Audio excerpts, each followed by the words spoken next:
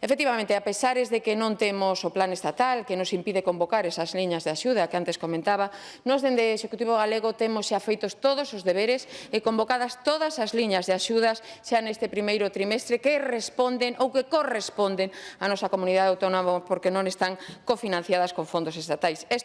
Temos xa convocadas o noso programa Fogar Vivo para mobilizar vivendas baleiras.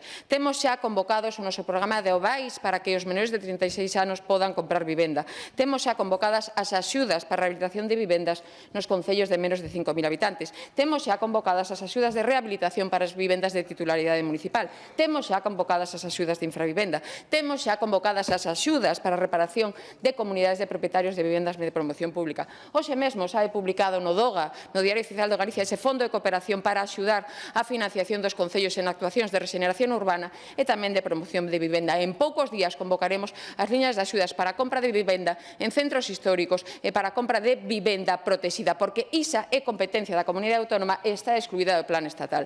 Pero temos 80 millóns de euros no noso orzamento que aínda non podemos convocar porque o Estado non aprobou o seu plan estatal de vivenda. É unha mágoa e unha tomadura de pelo.